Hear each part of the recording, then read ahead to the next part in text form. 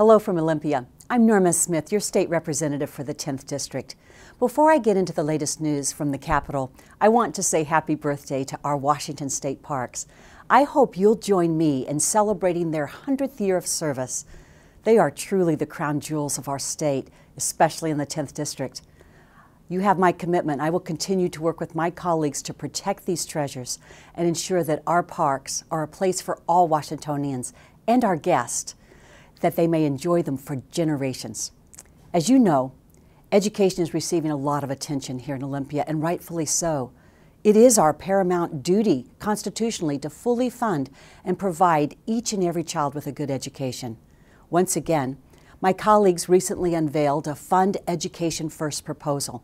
It's a standalone K-12 education budget that would meet the expectations of the state constitution and the Supreme Court's McCleary decision. It's a budget plan that focuses on high standards, innovation, and accountability with flexibility, and it protects taxpayers by not raising taxes.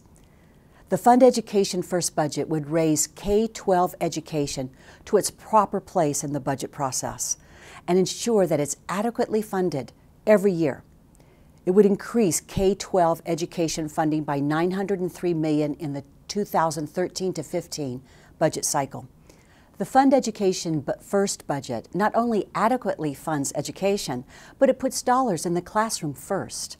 That gives us the best opportunity to see meaningful returns on the investment. And that means improved student achievement for our kids. You've heard that transportation taxes and reforms are also being discussed.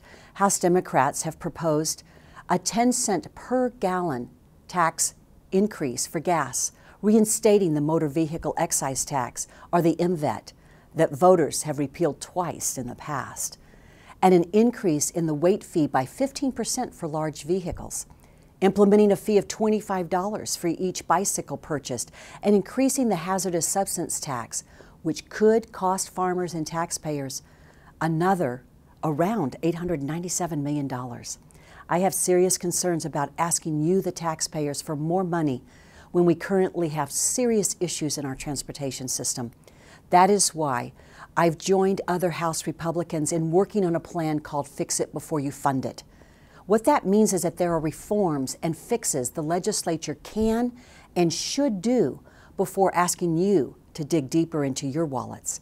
If the legislature wants to ask you, the taxpayers, for more money, we should do more to establish transparency, honesty, efficiency, and trust with your transportation dollars. We're looking at reforms such as streamlined permitting, ensuring that environmental goals are met while moving our economy forward. We want to facilitate the process for obtaining public-private partnership funding for small-scale, non-toll transportation projects. Making state tax gas dollars go further by eliminating state and local sales and use tax on new transportation projects. Ensuring accountability by requiring the State Department of Transportation to report engineering errors. Protecting taxpayers by limiting the Department of Transportation's tort liability. And we also want to look at 15-year bond terms instead of the current 30-year bonding practice. We're also considering other reforms, including our bipartisan work to address fixes and reforms to make our ferry system more cost-effective and efficient. If voters are ever going to approve additional revenues for transportation projects, they'll need to know that the legislature is doing everything we can to lower the cost of projects and to hold our transportation bureaucracy accountable. If you have any questions, please contact me. Your stories inform my decisions and truly make a difference. It's an honor and a privilege to serve the great people of the 10th District. Thank you.